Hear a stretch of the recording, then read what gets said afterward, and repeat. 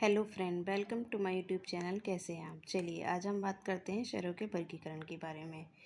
स्वरों का वर्गीकरण मात्रा या उच्चारण के आधार पर 3 प्रकार से स्वरों का वर्गीकरण होता है। पहला है ह्रस्व या लघु स्वर, इनके उच्चारण में कम समय लगता है, जैसे आ, ई, उ, री। दूसरा है दीर्घ स्वर, इनके उच्चारण में अधिक समय लगता है, जैसे आ, ई, उ, ए, ऐ, ओ, औ। तीसरा है प्लुत स्वर, इनके उच्चारण में लघु और दीर्घ से अधिक समय लगता है। किसी को पुकारने में या नाटक के संवादों में इसका प्रयोग किया जाता है, जैसे राम, ओम।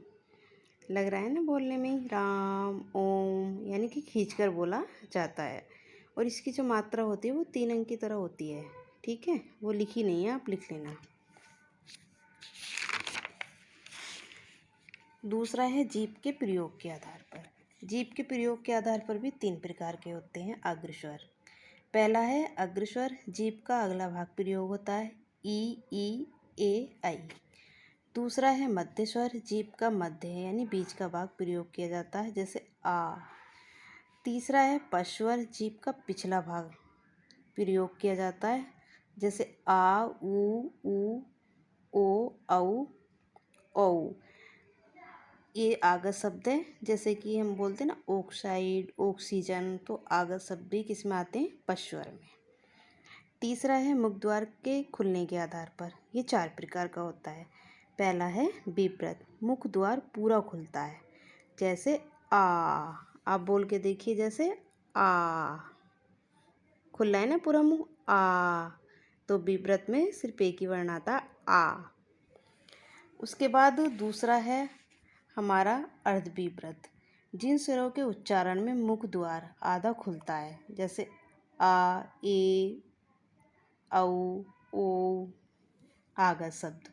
तो आगत शब्द किस में आते हैं? अर्धविव्रत में। तीसरा है अर्धसंवृत, जिन स्वरों के उच्चारण में मुख द्वार आधा बंद रहता है, जैसे ए, औ। देखिए, बोल के देखिए आप, ए, औ। तो मुख द्वार जो हमारा वो लगभग आधा बंद ही रहा है। और चौथा आता है संवृत, जिन स्वरों के उच्चारण में मुख द्वार लगभग बंद रहता है, जैसे ई, उ। तो ये हुआ संवृत। चौथा है हमारा होठों की स्थिति के आधार पर। ये 2 प्रकार का होता है। होठों की स्थिति के आधार पर 2 प्रकार का होता है आवृतमुखी। पहला है आवृतमुखी, दूसरा है व्रतमुखी। हम बात करते हैं आवृतमुखी की। जिन स्वरों के उच्चारण में होठ व्रतमुखी या गोलाकार नहीं होते, जैसे आ, ई, ए, ऐ। तो होठ हमारे क्या हैं? गोलाकार नहीं हुए हैं। तो ये हुआ हमारा आवृतमुखी। दूसरा आता है हमारा व्रतमुखी, जिन स्वरों के उच्चारण में होठ व्रतमुखी या गोलाकार होते हैं, जैसे ऊ। आप बोलिए ऊ, पूरे होठ हमारे गोलाकार हुए हैं, जैसे ऊ, ओ, औ और आगत शब्द। पांचवा है हवा के नाक में मुंह से निकलने के आधार पर।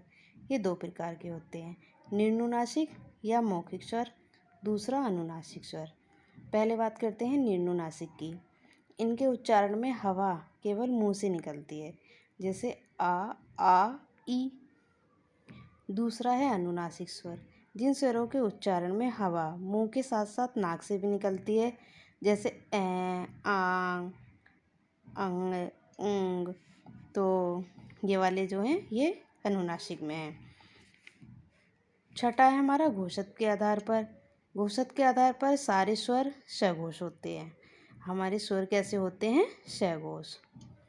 सातवां है प्राणत्व के आधार पर सारे स्वर अल्पप्राण होते हैं। स्वर कैसे होते हैं?